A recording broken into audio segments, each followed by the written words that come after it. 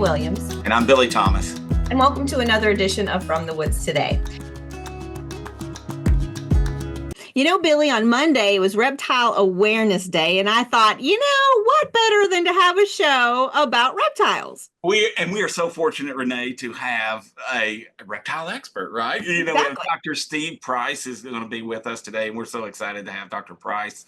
He'll tell you a little bit more about himself, but it's going to be a great presentation, and he's going to talk about some things that, a lot of times people may not think a lot about or may have negative connotations towards. So I think he'll debunk some of that and let us know just how important these things are. So really excited about having him on. We also have Dr. DJ McNeil with another edition of Wings of Kentucky. So looking forward to that. It should be a great show, but delighted to be with you today, Renee. Beautiful day here in Lexington, Kentucky. It's like 70 degrees outside. I mean, that is perfect. Late October. I don't know. It's crazy, but hey, we'll take it while we got it. But we're glad to have you all with us. We appreciate y'all taking a little time out of your schedule today. And if you are on YouTube or you're a podcast listener and you have questions for our guests, you can hit us up via email at forestry.extension@uky.edu. And if you are with us live today on Zoom, then we can take you via chat. So, Renee, I'm really excited about today's show. We got two great presenters, and it's going to be a good day. All right. So let's go ahead and get started. It's Dr. Price, if you'd like to turn on your camera. Hi, welcome to the show. Hey, glad to be here. Yeah. Excited to have you here. Yeah, we always look forward to your presentations because I always like learning about all the different reptiles and things that you do. So if you want to go ahead and start sharing that. Yeah, Dr. Price, as you're getting that loaded up, we were saying, gosh, we wish you had an extension appointment. We do.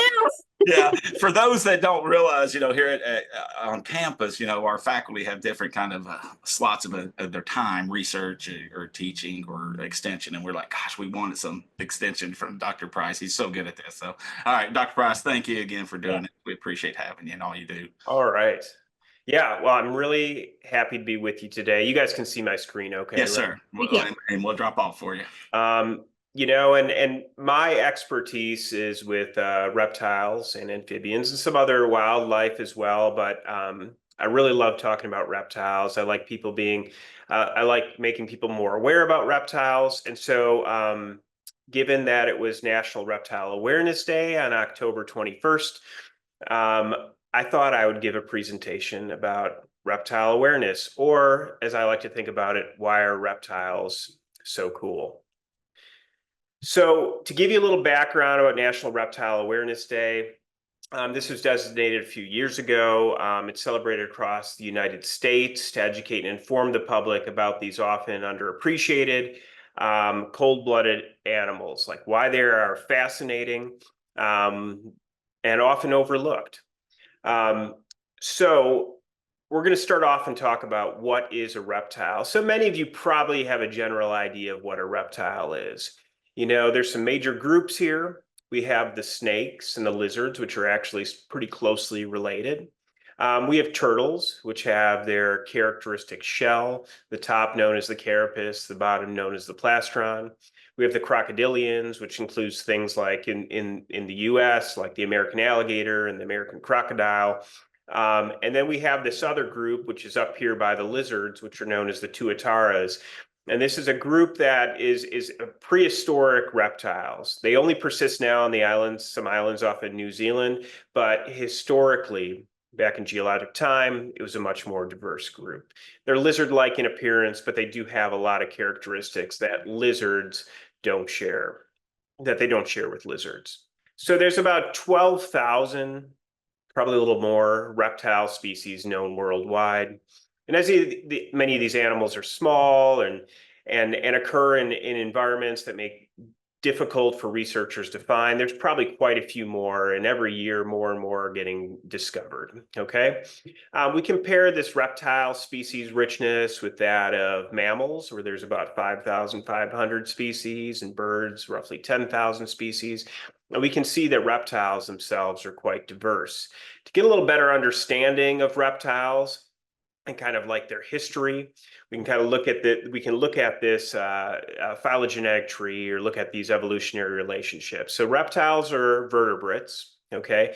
And within vertebrates, they're tetrapods. And tetrapods is everything that excludes fish that are vertebrates that have backbones, okay? Now, if we look at this relationship we see here, we can see that fish split off earlier from all these other tetrapod vertebrates. You have the amphibians over here by number 3, and then you have the reptiles, and it shows here that the reptiles are more closely related to mammals. And another thing that's really interesting that people don't always appreciate is reptiles and birds are very closely related. In fact, birds are just kind of specialized reptiles, okay? And reptiles and birds and mammals are much more closely related than they are to amphibians. However, somebody like me, a herpetologist, often studies amphibians and reptiles together, and that's known as herpetofauna. Within the reptiles, the relationships, which I just kind of mentioned, are pointed out like this. So the crocodilians and the turtles are closely related to one another. You can see that the birds split off from that group. And then the other group includes the snakes, lizards, and that tuatara. That's known as the lepidosaurs. So just giving a little background about how these groups are organized and their relationships, I think is something important to appreciate. So in Kentucky, we have 56 different species of reptiles. We have 13 turtles, 10 lizards. We have 8 native lizards and 2 species that have been introduced to the state. And then we have 33 snake species. And they're found throughout the state. Some regions are have much more species richness than others. The Mississippi embayment, for example, in far western Kentucky is very species rich in reptiles, as is the eastern Kentucky coalfield. Now, reptiles are found in all kinds of different habitats. We have some species that are specialized in wetlands. Think of our water snakes, a lot of our turtles, and also found in rivers and streams. Grasslands can be real important, especially in the western part of the state where we have things like prairie king snakes that occur in these grassland habitats. Of course, our forests are home to lots of different lizards and snakes and things like the eastern box turtle. But reptiles, many of them, are somewhat tolerant of disturbed habitat. So we can have a fair number of species in agricultural regions or areas dominated by agriculture. We can think of the gray rat snake as a perfect example. And then in some of our suburban and urban areas, we still have reptile representatives like the eastern garter snake pictured here, which is really common in the neighborhoods within Lexington, within Louisville, and some of our other major urban areas. It's not uncommon to see these animals in people's backyards moving about. So other characteristics that reptiles share, and I mentioned this in the first slide, oftentimes people refer to them as cold-blooded. A herpetologist refers to them as an ectotherm. That just means their body temperatures are similar to the environmental temperatures they're in. So if the environmental temperature that they're in is warm, the animal's body temperature will be warm. And if the environmental temperature is cooler, the animal's body temperature will be cooler. And that doesn't really always translate into having cold blood, right? Many reptiles can have body temperatures higher than that of mammals, so they can have quite high body temperatures. A good example of ectothermy, or being cold-blooded, can be illustrated through this figure here of this eastern mud turtle. Done a lot of research with mud turtles in the past, and turtles are really good to study, especially with body temperatures, because you can glue little data loggers onto their shells. And in this image here, we can see that in green is the body temperature of the turtle, or the shell temperature. In blue is the water temperature. So this animal moves between the water and the land, and brown is the soil temperature. And we can see when this turtle is in the pond here, its body temperatures are pretty close to that water temperature. Not quite as high sometimes as the water temperature, and they were relatively stable around 30 degrees Celsius or 86 degrees Fahrenheit. When it moved up into the forest, its body temperatures closely tracked that of the soil temperatures, except a little bit more elevated, okay? Back in the pond, its body temperatures increased, and back in the forest, we can see its body temperatures decreased again. So their body temperatures are closely tracking the environmental temperature. Another thing about reptiles is that they have scales, and some species have specialized scales called scutes. So picture this snake here. We can see that all these little scales on the body, it has relatively smooth scales. A closer look at the scales here on this eastern hognose snake. shows that there's sometimes little ridges in the scales. So we have some species that have smooth scales and some species which have ridges, and we call those keeled scales, okay? Scales are made up of keratin, similar to like our fingernails, and they protect the animals as they move through the environment. It protects their body, and it also prevents water loss. So that's why reptiles sometimes can be in much drier habitats than like an amphibian per se. Now, turtles also have scales, but they on their carapace, they have kind of these large um, areas here that are called scutes. Okay, and so on this turtle, you have scutes around the margin. We call those marginal scutes, and then there's scutes on the carapace as well. And they're just larger scales and kind of plate-like. Some reptiles have ossified scales, which means that there's bone in them, and others have more tubercle scales, which are kind of like warty scales. And you can see some of those on this snapping turtle here. Okay, but all reptiles have scales of some sort. Now, reptiles have a wide variety of kind of reproductive strategies, and we have a number of species that lay their eggs. Okay, so all of our reptiles that lay eggs will do so on land. So this is a picture of a common snapping turtle laying its eggs in a sandy area.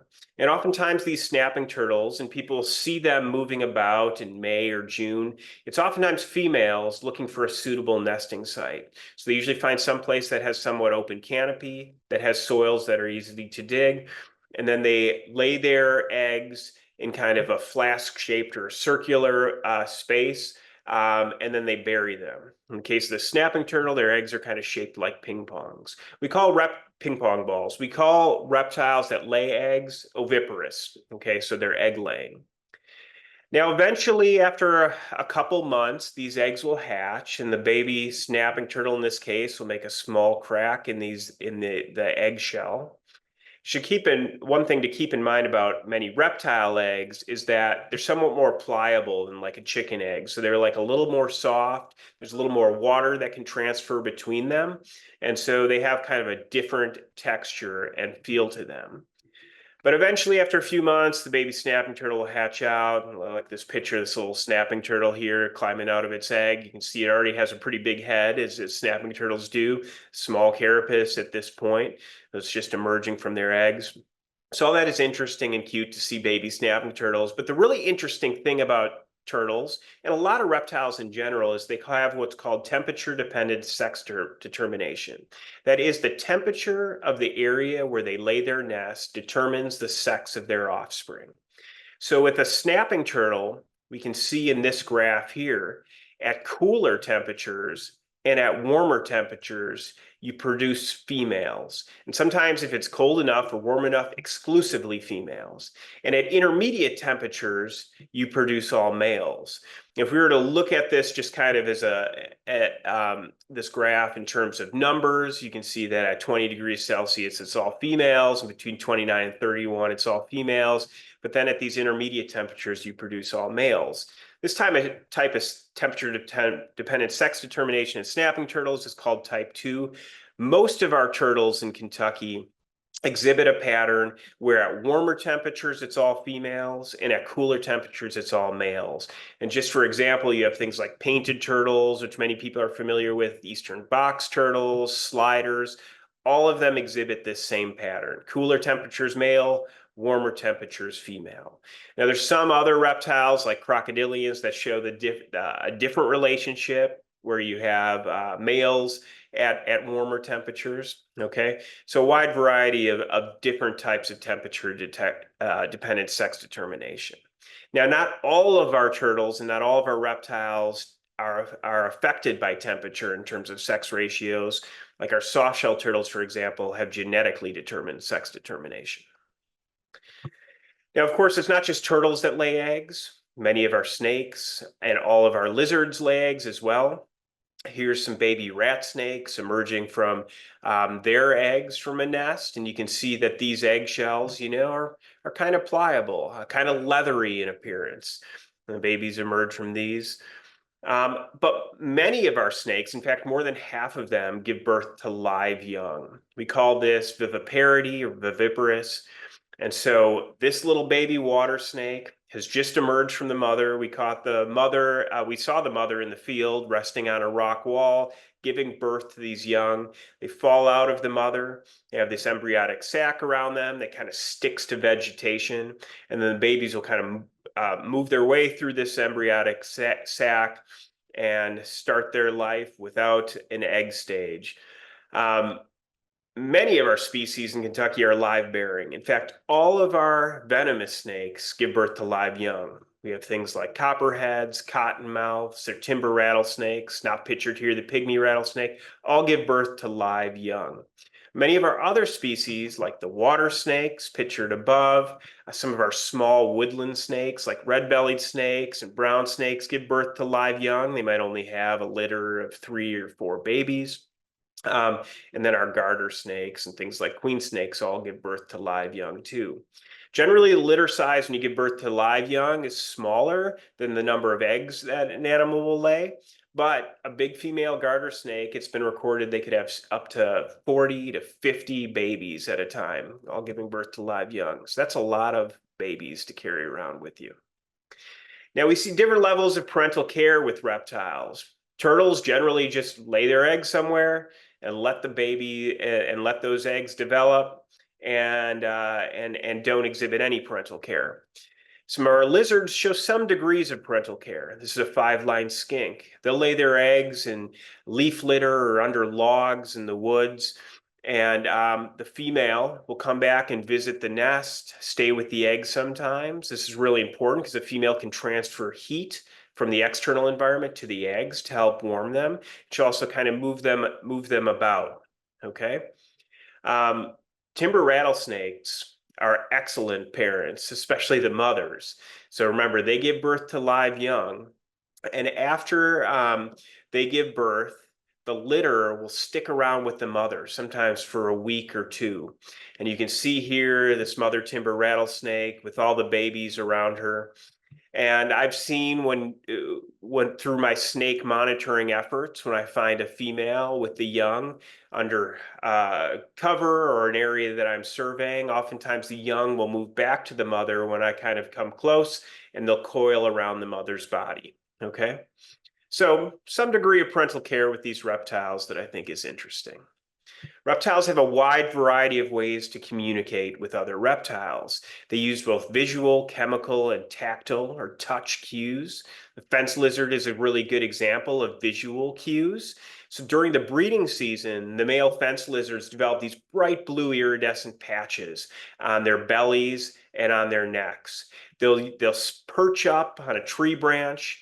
They'll move their head up and down. They'll flash their bellies. This communicates to other male fence lizards that this is their territory, and it communicates with females that there's a male nearby.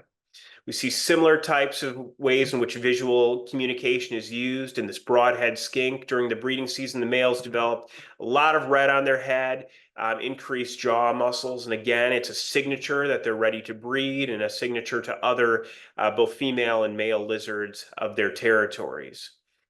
In turtles, we see types of tactile communication. So in a lot of our pond turtles, like this is a river cooter here, that the males develop enlonged foreclaws during the breeding season.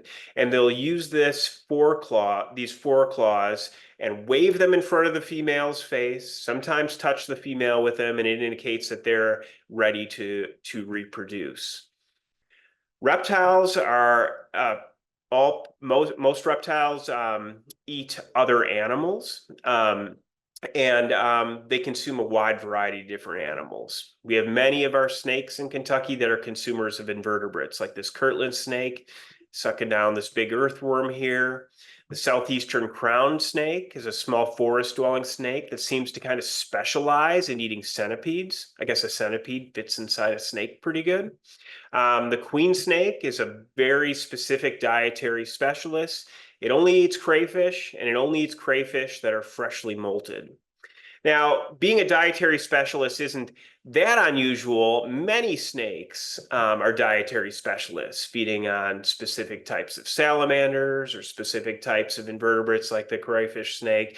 And so it's kind of an interesting situation with these snakes. Box turtles are more omnivorous, eating both vegetation. This one's eating a mushroom here, but a box turtle will eat earthworms and it'll also eat small mammals, other reptiles, amphibians as well. So it has quite a varied diet. The copperhead, while well known as a predator for mammals and other reptiles, is known to have quite the appetite for cicadas. So some places in Kentucky where we have cicadas emerging from the soil at night, we tend to have lots of copperheads. They'll use their sense of smell to track down these nymphs as they emerge. The nymphs will climb up into the trees, and sometimes you have the copperheads going up right behind them to chew down this nice cicada nymph. And of course, after the cicadas molt, sometimes you have the copperheads consuming the adult cicadas as well. Many of our reptiles consume other vertebrates. They use a wide variety of ways to capture these animals. We have a number of snakes that are constrictors, like this gray rat snake here constricting this mammal, where they'll wrap up the animal, they'll catch it, they'll bite it, they'll wrap it up. A snake is one large muscle. And while there is probably some level of suffocation involved, the snake, being one large muscle, can feel where these animals' internal organs are, and they can push all the blood into the heart, resulting in rapid cardiac arrest and allowing them to safely swallow their meal without having a struggling mammal there to swallow. The hognose snake is a dietary specialist, eating mostly amphibians, and especially likes eating toads. Now, when a hognose snake encounters a toad, the toad will fill up with air and try to make itself very difficult to swallow. Well, the hognose snake has long teeth in the back of its mouth that it'll use to kind of puncture and deflate the toad, and then it'll begin to swallow it. You can see through these pictures here of this eastern hognose snake swallowing this toad until all you have left are the legs. Snakes also eat other snakes. It's not uncommon for things like black racers to eat a garter snake. And while some of these snakes really only specialize in eating other non-venomous snakes, black king snakes and other king snakes are notorious for eating venomous snakes. They appear to be immune to these animals' venom, and they'll capture, in this picture of black king snake eating a copperhead, capture the animal, constrict the animal, and swallow the animal. And I've heard of black king snakes sometimes being bitten by a venomous snake, and they have no ill effects from that and will swallow these venomous ones. Many of our pit vipers have specialized prey capture techniques where they use thermal or heat sensing pits kind of located below the eye here on this timber rattlesnake.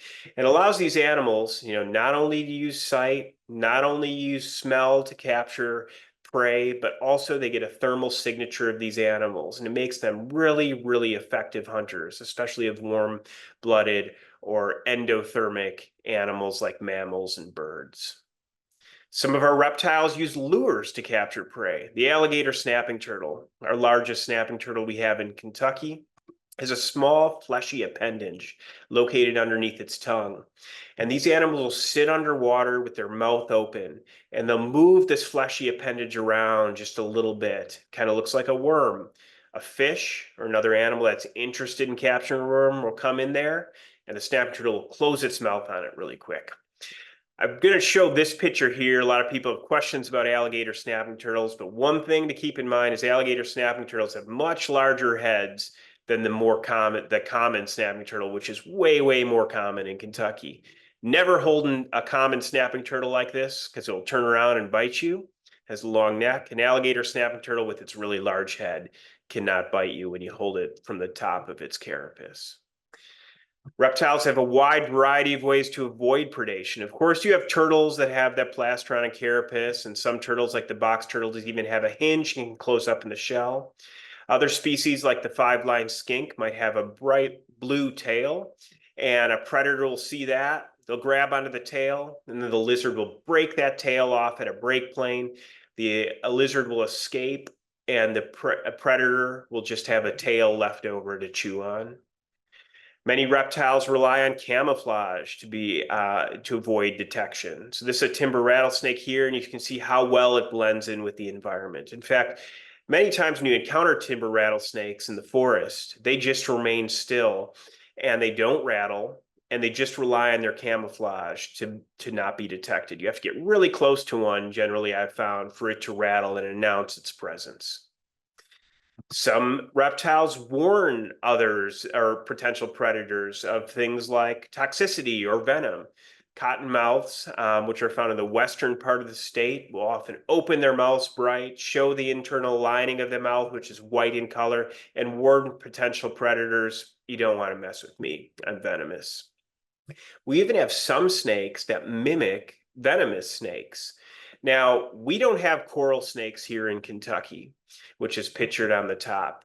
And the good rule for coral snakes, at least in the United States, is you have red next to yellow, dangerous fellow. And for non-venomous mimics, you'd have red next to black, venom lack or friend of Jack or whatever you want to say there.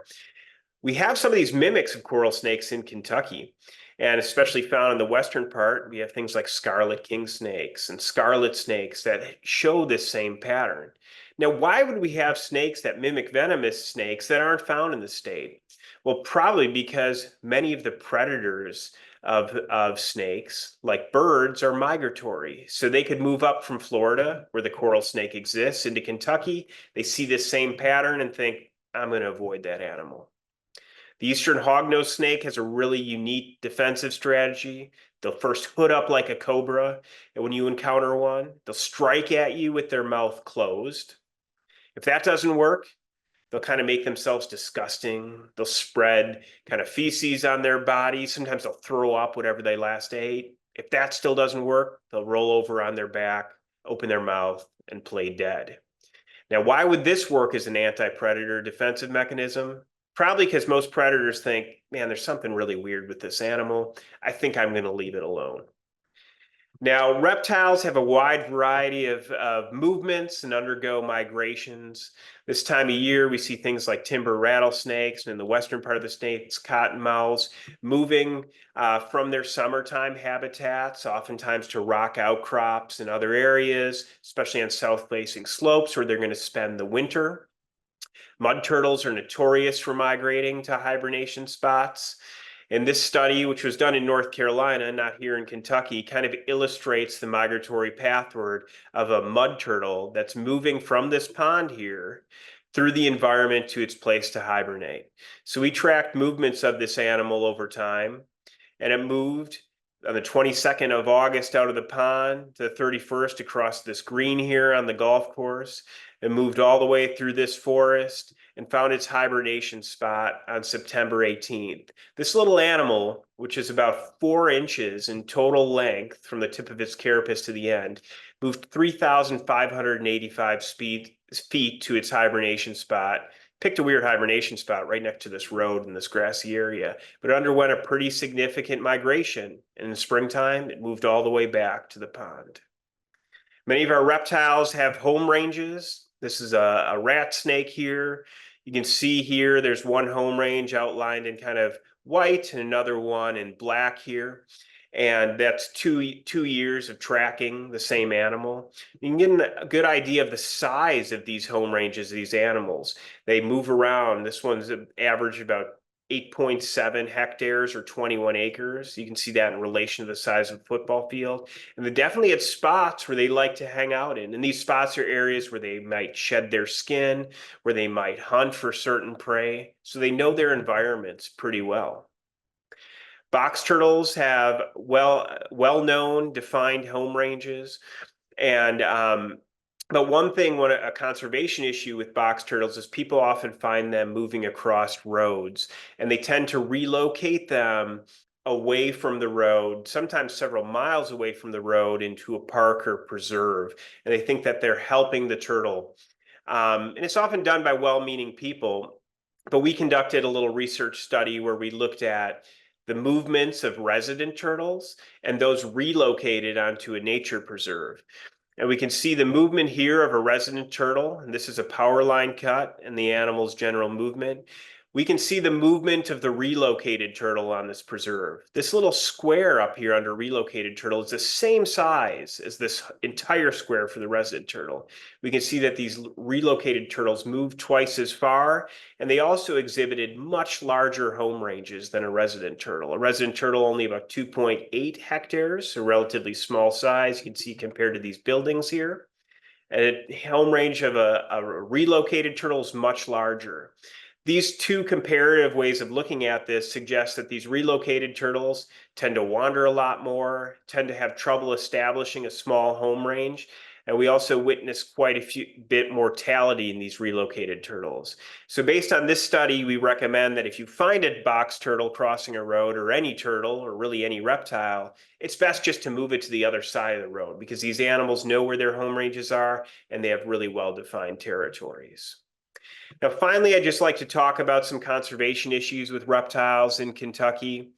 Out of our 56 species, 25 are considered species of greatest conservation need, and that means that these species are monitored by the Kentucky Department of Fish and Wildlife Resources. We have a lot of species that are on this list because they just kind of barely occur in Kentucky.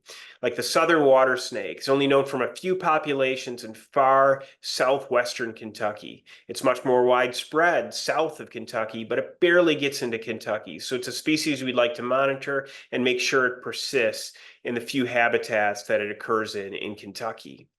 We have others, like the Mississippi map turtle, that has a number of threats, including changes to nesting habitat. These animals tend to nest on kind of sandy beaches. And when we have things, especially strong storms associated with changing climates or droughts, it erodes these nesting habitat characteristics and could threaten the long-term viability of these populations. We have some species which we consider like data deficient, and we just don't know very much about them. This is the coal skink, which is a very, very difficult animal to find. And you can see based on this map here that there's a few locations kind of here in Callaway County and a few other spots, but these are just individual records. We have no idea how these populations are doing because people just struggle to find these animals. We do think that they've experienced some level of decline due to fire suppression in some of the eastern forests where these animals occur. And then we have things like the southeastern crown snake, which we used to find quite frequently in the western knobs and parts of land between the lake. And it's just basically almost disappeared from the snake. We get a few records from land between the lakes area every year. We haven't had a record for probably 40 or 50 years from the knobs region. We just don't really know what's happening with these animals. They do like ridgetop habitats, and if that change in those habitats have occurred over time, that may explain their disappearance. So oftentimes people are really interested in like how to maintain habitats for reptiles. And I think from a forest owner's standpoint, probably the most important thing that we have to think about is remember reptiles are ectothermic. They need places to warm up. And the best way to kind of create these differing thermal environments within a woodlot is to kind of maintain a diversity of forest age classes. Um, so you can see in this picture here, we have some areas that have fairly closed canopy and with strong understory, and some areas that maybe there's a fallen log or a tree fall gap or things like that. Maintaining those open gaps is really important because this is where these animals can go and thermoregulate. It's where these animals can lay their eggs and can be a really important component in maintaining reptile diversity within the forest. This is one of our sites out at Berea Forest, where there's a silviculture treatment, a gap-based forestry approach. And we studied reptiles and their use of this. And you can see surrounding, you have fairly mature forests, and in this open area is where you can see one of my students here studying reptiles. But we looked at how box turtles use this habitat. We looked at how snakes use this habitat. When we opened this up, we tended to find really high reptile diversity. We found black king snakes, milk snakes, copperheads, all using these open gaps relatively frequently. And what we found with the box turtles is that during the spring and fall, they would really like these gaps. They would move in there because it probably had better thermal conditions than the associated forests, so they could warm their body temperatures up and feed and get ready for reproduction and things like that. Maintaining snags in the forest. You've probably talked about this on this show before for other wildlife such as bats, but it can be really important for reptiles as well. These animals often climb into the snags to forage, but they climb into these snags to thermoregulate as well. As you can see, this black snake up here in this snag. So it's a way in which they can warm their bodies. Now, some people don't want reptiles around for whatever crazy reason. If you don't want snakes around your house, and I often get these types of questions as well, snakes like to be in places where there's cover, where there's prey, where there's water. Okay. So if you have a manicured lawn with lots of mulch, not a lot of cover, it generally doesn't provide good snake habitat. There's no place for these animals to hide. There's very few places for these animals to forage. So keeping a manicured lawn is really good if you don't want snakes around. Also eliminating like any piles of rock or wood, like log piles, can be really good too, because again, these animals will use these areas to hide, and a lot of their prey items will use these items to hide under as well, like mice, for example. And then removing any potential food sources. A lot of us like to feed the birds, myself included. I often take down the bird feeders though during the summertime because these feeders tend to attract birds, which can attract other prey items to these areas. So removing these potential food sources can be important.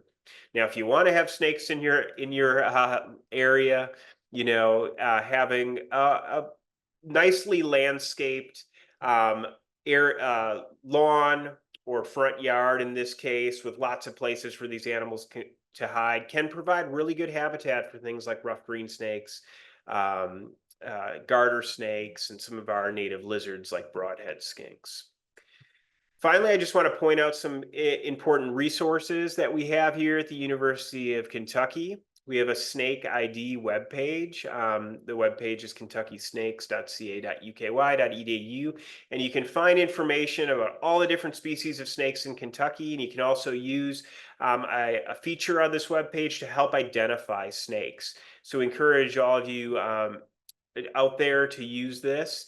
And then share your observations with us. We're always really interested in learning seeing what people have found around the snakes or around the state. And finally, if you're really interested in managing habitat for reptiles, there's a guide available from a national organization called the Partners in Amphibian and Reptile Conservation. And they develop these guides for each regions. This one's for the southeastern United States. And in this guide, you can learn about ways in which maintaining all of our different habitats that can support reptile and amphibian populations, both for just for preserving the animals, but also for like multiple uses. So if you're interested in uh, in in in in timber harvest or silviculture treatments, what are some of the ways that can both benefit the reptiles and allow you to remove timber from your land? So really good resource, lots of good pictures and lots of great ideas there. So that's the end of my presentation. I'm sorry I went a little bit long, but I appreciate y'all hanging out and listening to me. Oh, that was awesome. Really Thank good you stuff. so much. Yeah, like I said, you always bring new light on things that some of them I didn't even know existed. So I love it. We did have a question. Someone wanted to know if box turtles shed their shells. They don't shed their shells. So the shell is part of the skeleton of the animals. And but people oftentimes find shells like out in the forest, and that's because the box turtle had died, and then it leaves that skeleton around. Now it has all the other small bones that we see in other animals too, but oftentimes those get carried away by predators. You tend to still find the shell. box turtles do shed the scutes on the shell, so they can lose those scutes and replace them, but they don't shed the entire skull or shell. Yeah. So do their shells grow as they do? Is that Yep, how turtles work? they I sure don't do. know, Yeah. for lack of a So, better word. like I showed in that picture of the little snapping turtle, that's the shell Mhm. it's going to have for the rest of its life. As the animal grows, its shell continues to grow. When these turtles first hatch out of eggs, the shell is relatively soft. Mhm. Um, and then it hardens and becomes larger as these animals grow. It's Fascinating. fascinating. I'm still freaking out about the sex of the animals being based on the temperature gradient where they're at. That's just like, it's Right.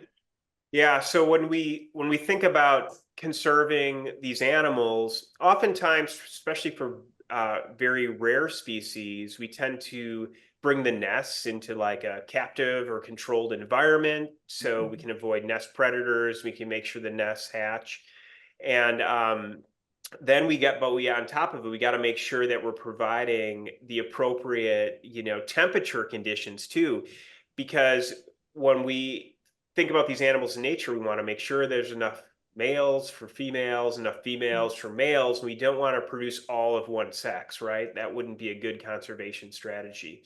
So, so that's part of any good conservation plan with turtles and with some snakes, and all crocodilians, is that they undergo temperature dependent sex determination. We got to make sure we're producing both males and females.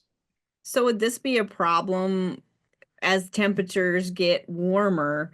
Is this going to be a problem later on if that actually does happen? They would be more of one than the other. Yeah. And we're seeing some of that, especially with studies of sea turtles on nesting beaches, where Mhm. like over time we've seen more and more females produced and fewer males being produced. Now, these animals can kind of shift their behavior. So, like, they can move. Maybe they used to nest in like a no canopy area to right. move to an area that has like somewhat partial canopy. Mhm. Um, but we are seeing some of the trends where we're getting like female bias sex ratios in some populations. Yeah. Wow. Fascinating. Yeah, so much of this is just really so interesting on so many levels, and it's a lot of stuff that people really don't know a lot about. So, Dr. Price, I can't thank you enough. What a wonderful presentation, and just making folks aware of this whole other world that's out there, that they may not be paying attention to, but just how important they are. I mean, you looked at all those relationships about the predator and prey that you were showing. I mean, such an important part of our ecosystem. I think a lot of people don't give it the credit it deserves.